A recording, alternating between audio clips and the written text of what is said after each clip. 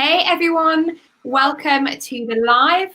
I'm really excited today to be able to introduce you to Emily Turner, who is my guest as part of this new series that we're doing, talking about challenges and the challenges that we overcome in our personal lives and in our business in order to grow and in order for some people to even start their own business, because some people have never done that and then maybe haven't overcome those challenges yet. So this whole series is all about overcoming challenges and listening to other people's stories about how they did it and the advice they would give to themselves as well as their tips. So Emily is here from her lovely, fantastic business, which is all about relationships. So Emily is a relationship coach and she helps women who are going through a breakup or divorce. And I'm so excited. I mean, Emily, introduce yourself, because I'm in love with the hair at the moment. I'm completely mesmerized. Thank you so much. So my name is Emily. As Lyndsey was saying, I am a relationship coach. I help women going through divorce and breakup. And this all came about through my own journey, through my own divorce when I was 24 actually, when my marriage broke down. And through that time, I really found that I had no support and I didn't have that place to go to where I could speak to someone who could just back me up in a time where I really needed someone to give me a little bit of tough love and to really help me walk a journey that wasn't going to put me down the path that I actually ended up walking down. And when the opportunity came that I was feeling really unsettled in life and I really felt like I just wasn't achieving everything I wanted, I had someone ask me, like, what do you think's needed in the world right now? And I was like, there really needs to be coaches for divorce and breakup and women that really need that support. So that's where I sort of came from. And that's how I've ended up here. Like, that's basically me in a nutshell. My blue hair. I think I'm a mermaid. I love to eat a lot of pizza. That's my life. I love that. And I'm probably just like a Harry Potter nerd on so many levels. I love the blue hair. I love the mermaid thing. When I read it, when you kind of filled the form in for me, I was like, oh my gosh, that is amazing. And yeah, I just had to explain to somebody today, as a complete side note, every time this child comes to my house, we have pizza, and I kind of said to her, I am a bit of a pizza fiend myself. So yeah, I can completely relate. But in terms of kind of what you went through, I think that's something that in our industry, in our community, it doesn't get talked about enough, is, you know, the negative side. So everyone's all about, yay, lots of self-love, let's do this, do that. And nobody ever kind of talks about what happens when things go wrong. And it's something that's been a bit of a passion of mine, is the fact that things do go wrong sometimes, and it's okay. We need to talk about that more often and kind of normalize that instead of it being this kind of stigma of when things do happen. So I'm really kind of excited to kind of talk that through, because I think we're on the same wavelength when it comes to that. And in terms of definitely just what people experience. I mean, you know, for you, was that kind of divorce and when you went through that, was that the real kind of motivation that encouraged you to come into business? Or, you know, was that something that you had to work through, and those experiences something you had to kind of internalize before you kind of made that leap? What was it for you? In all honesty, it took me 6 years to get to a place where I even felt comfortable to talk about the fact that I am divorced. Like, I'm now remarried and I have a really wonderful life, but it was 6 years to really accept that I'd gotten divorced and the feelings that go with it, because we don't talk about these sort of things. We whisper them. And the thing I found is, you go through divorce and it becomes like a disease. People think if they come near you, they're going to get divorced next, or they're going to break up, or, oh my God, they're going to take my partner. Like, all these strange like emotions happen, and you're like, why? Like, that's not what's happening here. Like, I'm going through my own thing. I'm not interested in your partner, and I'm not interested. Like, you're not going to catch this. It's not airborne. You can't catch this. It's what's going on in my own relationship. But we don't talk about the negative of it. Like, we all talk about, oh, just get back on the horse and feel better, and you'll be fine if you just forget about it. But the thing is, I learned that the more you internalize it, the bigger the explosion becomes. And for me, that was, I internalized it all. I stopped talking about it because I thought people wanted me to be over it. So I got over it in what I thought was the best way possible. Because 6 years ago, there just wasn't that support system where you could go to somewhere without feeling like you had to go to therapy. And I know so many people that are like, I don't want to go to therapy. Like, there's nothing wrong with me. I'm like, it's not that there's something wrong with you. It's just that you need that boost. And so I internalized all these things, like, on so many levels that I internalize it. And it exploded, and it exploded in the months before my next wedding. Like before I got married, I was exploding out of these like places that I didn't understand. And even in our marriage, like my next marriage, I was still dealing with these things because I didn't know how to deal with them in the beginning. And that's where I sort of realized that we need to learn how to deal with these when they're fresh, when it still is there in your mind and you're not burying it so deep within that when it explodes, you can't even put into words what's going on because you don't understand and you can't remember why you felt like this. And I really get passionate about that because I know what it's like to feel so alone. Even when you're surrounded by the friends and family that you have, it's so hard to tell them what's going on. And they just look at you like, oh, you know, you're hurting. I'm like, I'm not hurting. I'm confused. Like, I don't understand what's happened. And you're judging everything about yourself. And they're trying to tell you that, no, but you're wonderful. And there's nothing wrong with you. I'm like, well, there's something wrong with me because this happened. Like, and having someone, like I look back and I think it would have been a struggle for me to reach out, but having someone say, actually, you need to stop. Like, we need to stop and backtrack, and then we're going to move forward. That would have changed a lot of the way my path would have worked and a lot of the shame I felt throughout that journey to get to where I am today. Wow, that's fantastic that you went through that and that you can kind of break that down now and really understand those stages. I mean, I'm sitting here listening and I'm thinking, you know, I've never been divorced. My husband has been, but I never have. But I went through something a couple of years ago that felt very similar. You know, I'm a workaholic and I was married to my business and I had a huge theft. I had 300,000 stolen from me. Yeah. And it happened. I was like, oh my God. Yeah. I can say that now without crying. I used to cry before I even said it. And, you know, I went through that. And honestly, everything you're saying now about divorce, that is exactly how I felt going through that, because I think anything where there's that sudden loss, it's kind of, you know, the best way I kind of considered it and the thing that helped me understand it was accepting that it was like a living loss and it was something you're grieving for, even though it's still ongoing while you're going through that kind of turbulent phase. And it is something that, it's something we should talk about. It is loss. And as hard as that is for so many people to understand, because they're like, but they're not dead. No one died. I'm like, no one physically died, but a relationship died. And that's when you begin to accept that, you begin to grieve. And I'm like, the grieving process still has to happen. You still need to grieve and feel anger and feel loss and feel emotional. But because it's not death, it's not as acceptable. So people are like, but can't you just get over it? Like, and I would imagine it was the same in your own business. Like, can't you just get over it? It's only money. It's like, well, it's not just money. Like, it's my entire livelihood. Yeah, like, I mean, what do you want me to do with that? It was actually somebody that had worked for me for years. I'd hand trained. I viewed them almost like a sister because we had such a close relationship. And it was almost that kind of that feeling of betrayal. Why did this happen? And all of those types of questions. And I went through all those stages you just described. And it is the hardest thing in the world, isn't it, to kind of admit that you're hurting, but actually trying to find a way to verbalize that and for people to understand, because people want you to get over any pain pretty much instantly, unless it's like a death, in which case, you know, everyone kind of allows a couple of weeks, don't they? But I think they give you that acceptance of that in between time where they're like, oh, it's okay, like you'll be okay, like we'll give you time to grieve. But when it's a loss of a friendship, even, like I find friendship is very much the same as a breakup. Like you've broken up with them and they're no longer in your life. So you can't turn to that person and be like, oh, I'm really having a shit day. And then on top of that, to feel betrayed, like it's such a big thing. And people are like, just get over it. And I'm like, you don't just get over it. Like you have to repair something in order to move forward. And there's so much damage done when we don't repair.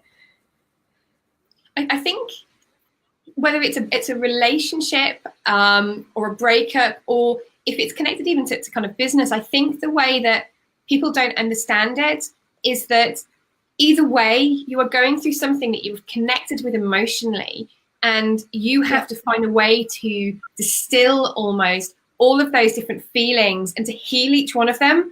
And I think, you know, that takes time. I don't know what your experiences are. Obviously, you know, I know you coach on this, but it takes time, doesn't it, to kind of get over those feelings? And you need to go through each and every feeling individually, which is why I think I've come to the conclusion that we bottle so easy. Like we bottle them all up and we're like, I'll deal with it later. I don't have time to deal with it. I don't have the patience. I can't do this right now. So you bottle them, you put them all down into something. But as I said, a lot of people, bottles explode, like compression happens and they explode and they all come out at once and they all come out 10 times worse than what they went in. I'm like, but if you're dealing with them before you try to put them away, they're actually less. Like they're not that bad. They just feel bad. And I'm like, and you're actually allowed to feel bad about them. Like you can be angry and confused and whatever emotion you're going through, because I feel everyone goes through it differently. Some people go through a denial phase. Some people don't go through that denial. And when you deal with them in the beginning, you're taking out the sting. Like you're literally removing the pain from them. But if you don't, you bottle them, that all comes out. It all comes out much bigger and it all gets aimed at the wrong person. Yeah, absolutely. I mean, how would you suggest, be it, for that relationship, be it for people, and I know a lot of my audience have had, or they've started businesses, or they feel like they've not progressed and they feel like they sometimes could feel like a failure. And all of those emotions, I think, all connect. Like say, to me, I kind of view it as it's that relationship between how we connect to things, be that as a marriage, be that as a working relationship, be that with it, even with our children. How would you say to people to kind of embrace those emotions head on and to deal with them before kind of they freak out? I would say that you need to acknowledge them. Like it's not a bad thing to acknowledge like that things aren't working. Like it's okay to be like, okay, well, I thought that this business was going to work and it's not. It doesn't mean that you're failing. Like it doesn't mean that you have literally turned instantly into a failure. It just means that your particular route that you took isn't working right. And the quicker that you are to acknowledge that, the quicker you can change the direction. And it doesn't mean that you're doing anything wrong. It doesn't mean that you've failed yourself or in life, because I feel like we put so much pressure on how we're going to succeed that if we don't succeed in the way our brain has told us and how we have dreamed about it, we've failed instantly. Like it's just this failure. And it happens in relationship, it happens in business, it happens in friendship. Like, you dream about, you have this completely idealistic idea of what you want and it doesn't work that way. So you're like, oh, I failed. And then you get upset about that because then you can't work out why you failed. And then you bring it back to yourself and you're like, well, what did I do wrong? What did I not do? What have I done and said, but it might not even be you. Yeah. And I think it all comes down to acknowledging that within yourself. And it's a lot of emotional growth. And it's hard to have emotional growth when you just want to sit on the floor and cry.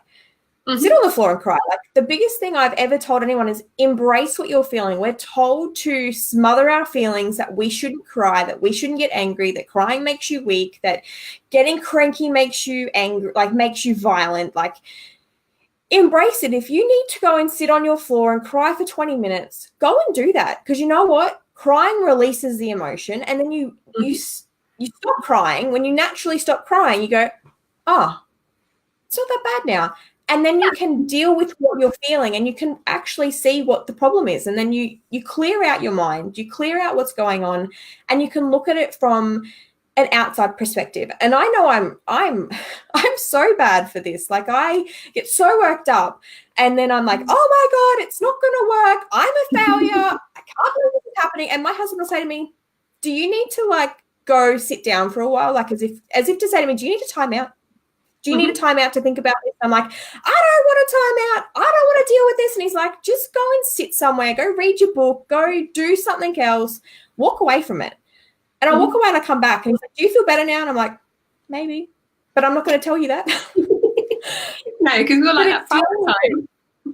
Yeah, like, oh, you were right. Damn it. And it is very much about like, walking away as well. Like if you're so frustrated in your business, walk away from it for a day. Like just don't sit in it for the next day getting so frustrated because it hasn't worked your way. Walk away from it. Go and do something. Go and completely shut down all your computer and your technology and walk away. I've done that. Like I've gotten to points in my own business, even this one, where I've been so frustrated that it's not working. It's not going the way I want it to. It's not happening as fast as I want it to. And I've literally just shut everything down, removed all my social media, and I disappeared for a day. And you're allowed to. You're allowed to check out for a day. Like people say, oh, you can't check out. Yes, you can. You can check out, you can cry, you can go punch a punching bag if that's going to make you release whatever's built up inside of you. And I know that it becomes like this, if you feel like a child, like you feel really, like you feel silly because you're like, oh, but why am I so emotional? I should be better than this. At the end of the day, we're all emotional beings and we have to learn how to deal with them. And children actually deal with their emotions a lot better at times than adults do. We learn to suppress them. And when we're suppressing them, we're giving ourselves, we stop giving ourselves permission to feel them. And when we feel them, we feel guilty. And then it starts like another run of like, I don't know why I should be crying. Like, I'm not like this. And like, actually you are. Like, everybody's like this. Like, everybody gets emotional. It's just that we're told that boys are weak if they cry and they're not supposed to cry, and girls are just over emotional if they cry. No, we all go through emotional runs, and we feel guilty if we feel anything other than happiness or love or excitement. And if we feel anger, sadness, guilt, confusion, we instantly feel bad. Like, oh my God, I'm not allowed to feel this. Actually, you can feel sad. You can feel sad today because it's not working. Yeah, I mean, I think all entrepreneurs go through that. I think anybody, either in your private life or even when it comes to business, I think everybody goes through that roller coaster where you're thinking, I feel great, I'm happy. And you think, oh, hang on a minute, I think I did something wrong, I feel bad. Did I really do something wrong? Did I really offend that person? And I think it's about being you as well, and kind of reconnecting when you're going through that, reconnecting with yourself and saying, actually, this is who I am. I mean, I remember way back when I had my issue, somebody had pulled me up on some of my marketing because I had missed one, and I mean just one full stop out of something. And I remember I bawled for an entire afternoon. And I remember going, why did I do that? Why did I just cry over a full stop? That's really not me. I'm just kind of, my attitude to most things in business is if you don't like it, balls to it. It's happening anyway. Just, you're not my kind of people if you think that. And I think sometimes you've got to reconnect with who you are. And I think that's part of that process and that healing process, isn't it? Is going through and once you've kind of sifted through those emotions, just reconnecting and saying, oh, actually, this is okay. It's okay for me to feel this way. And I know one of my kind of coping mechanisms that I've, sworn by for years, and it really works for me, is whenever I get to that point where I just kind of say, I need to cry, I don't know what I need to cry about, I've got some emotion, and I have checked out of my business. I check out loads. Most people know that if you stress me out, I kind of just say, I'm having a couple of me days, or I'm not getting out of bed till 11 o'clock, and that's fine. And everyone knows that. Yeah. But I think when you are, when you're going through things that are really challenging, I just have that honest conversation with myself. I can't go and read a book like that and switch off. I used to, but I think we all change, don't we? And for me, the last couple of years, I find it really helpful just to sit down with myself and almost be my own therapist and say to myself, so what is bugging you? And then kind of just writing it down and keep writing. Yes. I got to the root of the problem and go, whew. And for me, that writing's such a good thing. It's such a good therapy to just let out what you can't say. Because sometimes you can't say it in words. Like you're like, I don't know why I'm feeling like this, but I know that there's something wrong. And it's just going through that. And on like at owning a business, you go from like this massive high and then you just hit this massive low and you don't know what's going on. You're questioning everything. And it really is turning inwards and really having that honest conversation with yourself. Because if you're not having that conversation with yourself, you're not going to have it with anybody else. I mean, so that's absolutely true. I mean, how did you feel? Because I know you quit your job to focus solely on kind of helping people kind of be the best that they can be and helping them through this part of their life. How did you feel? What was your kind of emotional response when you kind of quit your job? Was that kind of an exciting thing, or did you find it quite scary? How did you feel when you went through that process? It was quitting my job was such a strange thing because I've lived my entire life as being the responsible person. Like I don't quit jobs. I don't leave. I don't walk out of my work unless I've got another job to go to. And I remember ringing my husband and said, I can't do this anymore. I want to quit. And he's like, can we afford to? And I said, yeah, we can, but should I? And he goes, you know what? You're not happy. How about you quit? So I made the decision to quit. And it was such a like it happened in such a quick process. Like I quit my job within 6 hours of deciding that I was quitting, Wow. gave my notice, and then I left 3 weeks later. So I didn't even have time to process what that even meant until I'd quit. And then I was like, oh, I'm not working full time. Like, what do I do now? And it was so overwhelming because I was like, I have to fill my days with work. Like, I don't even know what I'm doing.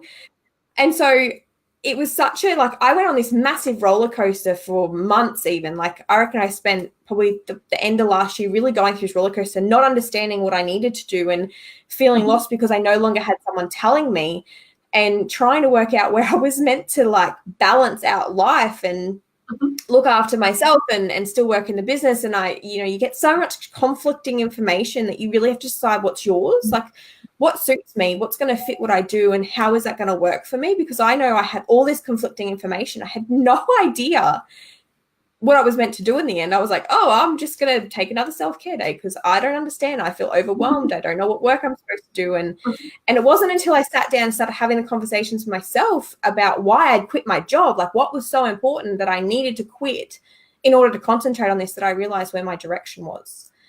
And it's about getting really honest, even the crappy stuff and the stuff you don't want to talk about, you talk about with yourself. Because if you're not going to talk about with yourself, you're not going to help someone else. Because if you can't have that conversation, you'll be too scared to have the conversation with a client or someone that you need to talk to in your own business. And that's what I found. Like, I was like, if I can't coach myself through this, I can't coach anyone. I think it's so valuable though to have those conversations. I don't know a single entrepreneur who has come into business or has been in business a while who has not had those conversations with themselves. I remember the first time I did it, I must have gone through about 3 bottles of wine over the space of 24 hours, just being that so honest and kind of filtering out. And for me, this is something I talk about a lot, is filtering out those emotions. So, why do I feel like this? Is this because somebody tells me I should feel like this? Is this because kind of society or family or friends kind of expect it? And I went through that process, and everybody I know that's been really successful has gone through that. So the fact that you've done it obviously will kind of lay that groundwork and be testament to kind of what you're building now. Because I think it's so important that you do have to have that real honesty, because you can't help anybody and you can't get past those barriers in your business and your life until you've kind of had that honest conversation. In terms of both, I mean, I've been online now 15 years.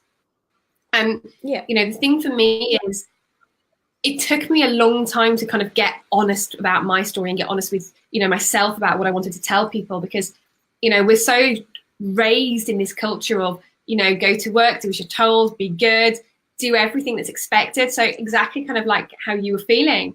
And, when we do that, it's when you switch over to having your own business, it's kind of like a culture shock, because you kind of go, it's like jumping into kind of a big ice bath and you're thinking, what am I meant to be doing again? What am I supposed to do? And like you say, not until you've got that clarity where you've kind of doubled down and been honest with yourself about who am I? What am I trying to do? That you kind of start to see the path in front of you and it kind of starts to emerge. If you had to kind of give yourself some tips, so if you had to kind of dial back a year and give yourself some kind of tips, what would you give yourself as kind of some tips and support to kind of help you get through what you've gone through? Trust. Like, my biggest tip I would give myself 12 months ago is trust. Like, trust what's going on inside you. Like, if you're feeling a shift, trust it and open it up, like crack that open and see what's inside it. Because if you don't, it's just going to grow. And I know I felt that like 12 months ago and I didn't. And I was like, oh, I don't know. And I became scared. Don't be scared of what's moving inside you, because there's a reason you're pulled to it. Like, and if you're not trusting yourself, then you need to be trusting yourself, because the thing is, we're so built not to trust our own intuition and our own gut feeling that we stop. And then this happens and you're like, oh, I knew it was coming. And we miss it. Like, I don't know how many times even in the last 12 months, I've been like, I knew something was coming, but I didn't trust my own feeling that I missed it. And then I was like, crap, now what do I do? Like, it's here and I could have been prepared for it. And it's like, trust yourself, like trust everything you're feeling, because you already know the answer. We automatically answer with, I don't know. I know 12 months ago, I don't know. I don't know what I want to do. I don't know who I am. I don't know what's going on.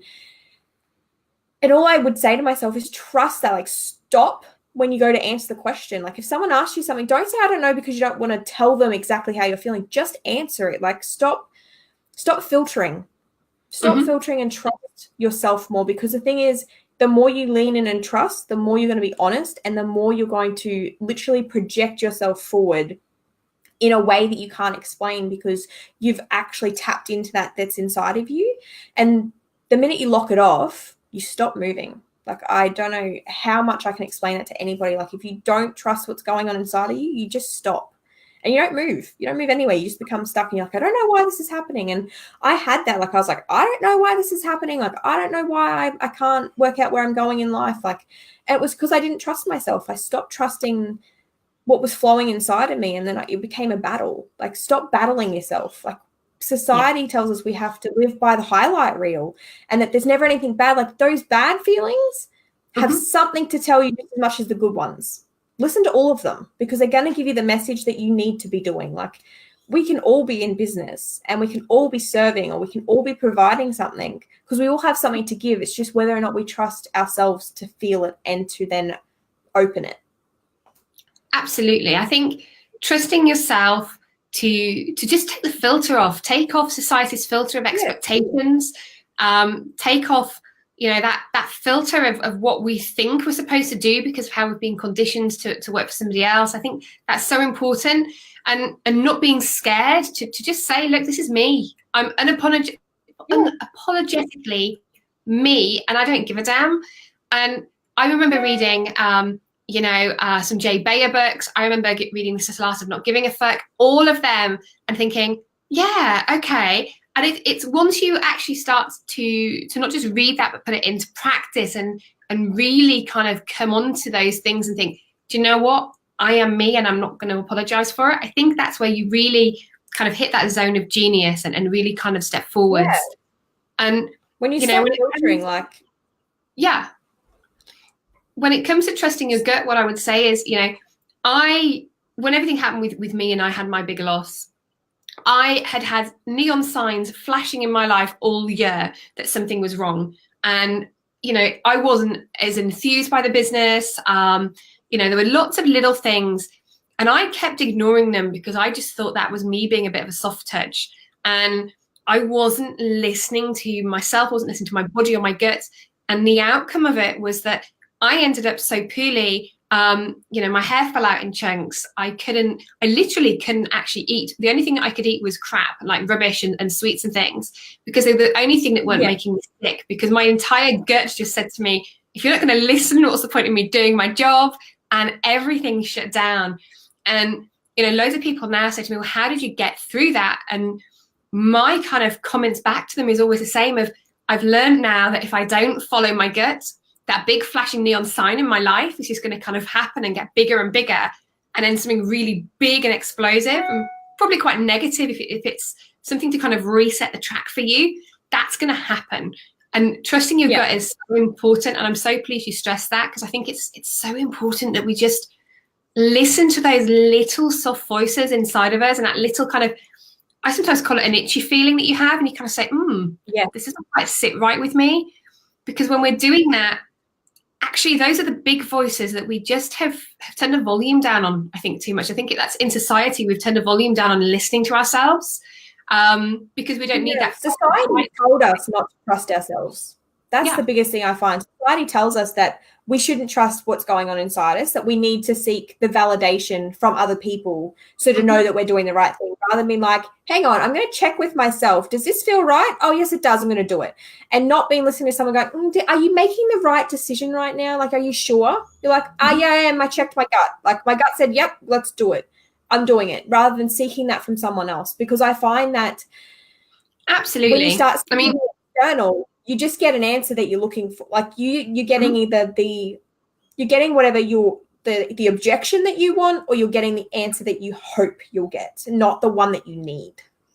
Yes. And I think that's so important when you're dealing with any form of relationship or loss, be that, personal or business, listening to those little voices and getting those answers from yourself, because those little answers are actually they're almost like your body, your soul is almost kind of screaming at you this information that you need to pay attention to, because that's the answer that you're actually looking for. It's not these kind of little things. I mean, in terms of kind of, you know, the tips that you would give to people, you know, I know you kind of told me a couple of tips before we kind of came on the session. What kind of other tips would you give people, you know, if they're looking to kind of start down this road and they're looking to kind of just build on some form of kind of loss and actually turn that into a positive and come down the road into business? What tips would you give? Oh, that's a good one. I would probably say, like, really get clear on it. Like, get clear on like where you're at right now.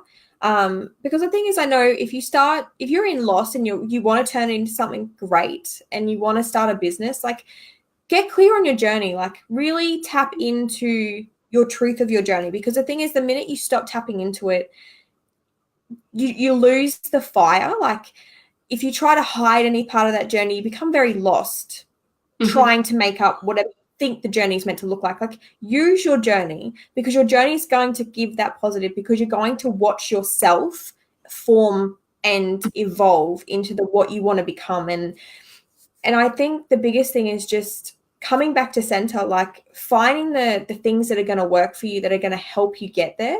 And whatever they may be, like, really reach out to people. Like, I think the biggest thing I've learned is you need a support system. Regardless if you think you don't, regardless if you tell me that you're a lone wolf and you don't need people, you need a support system. We all need support systems. And sometimes we need someone to tell you to back down a bit. Like, hang on, you're going a little too fast this time. Back up. What have you missed? Because sometimes we get so excited, we skip a step, and then we're like, why did I fall on my face? And I know in my journey, like, I needed to go through what I was going through to get to where I am. Like, I resented my journey. So stop resenting where you are. Like, everything's happening and there's a reason it's happening. Like, it's not happening to you because, you know, life decided it didn't like you today. It happened because there's something coming from it, and trust that that's where you're at. And if you're hyper aware of that now, like, amazing. Like, that's even more incredible, because I know I wasn't aware of what was going on, and I resented my journey. And it took for me to wake up to realize that everything that this journey was giving me was going to send me forward into something greater, even if it wasn't in the time I wanted. Because, to be honest, I'm not the most patient person in the world. Like, I want everything to happen yesterday. It doesn't happen when I want it, and I don't like it, and I can't control it. And that's the other thing. Control it. Like, you can be the controller of your universe, but you don't need to control it. Like, you can actually let go and allow it to happen and do the work that you know you can do, and let the rest happen. And I know that's really hard. Like, I've spent so long being like, so how do I let the rest happen? Like, I could just do it. Like, I could make it happen. And everyone's like, no, you need to let it happen. I'm like, I can't let it happen.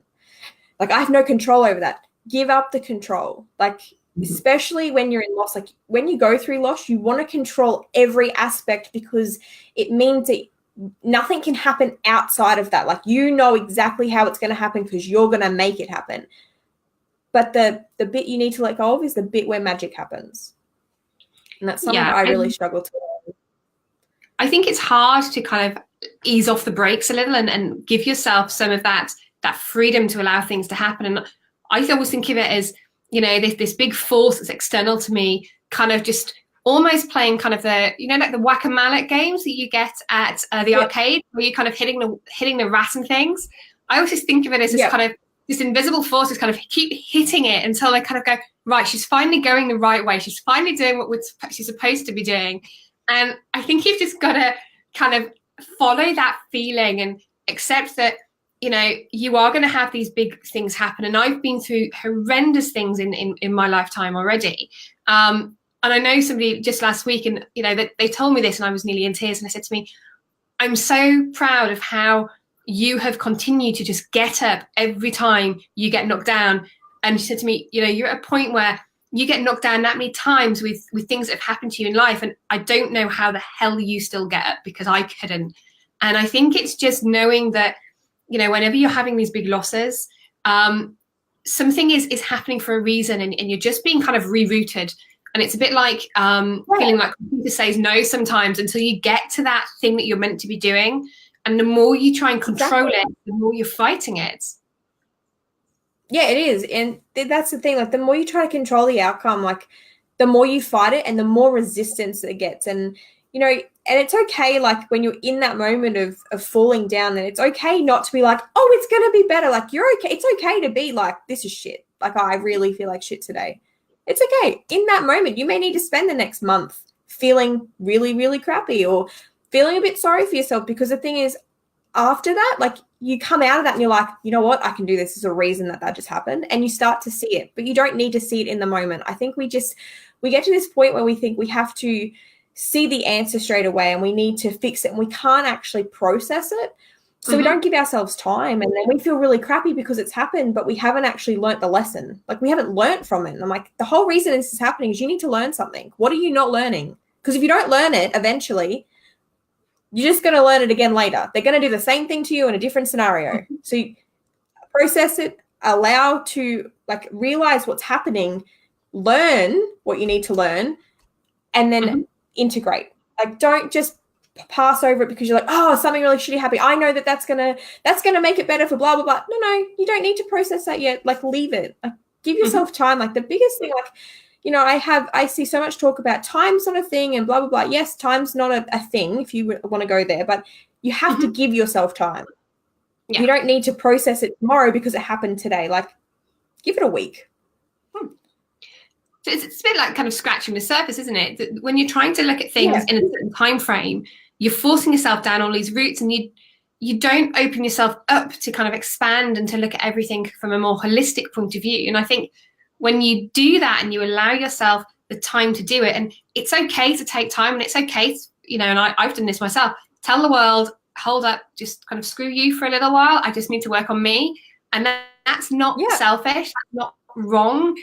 It's what you need to do to heal from things. And I think once you start doing that and give yourself permission, you start to kind of expand and understand things. And I always, you know, when I've been through things, I used to always say, you know, I failed at this, or this has happened because I screwed up. And actually, you know, one of the big things I shifted in my mindset was actually just to tell myself, do you know what? This is a learning moment. This is not something that's gone wrong. It's imagine you're reading a book and you're reading kind of the story of your life, and you're just putting that kind of bookmark in. This is a learning moment. And I might not, you know, process that the first time I've read it. And this is kind of how I tell myself things when I have these issues.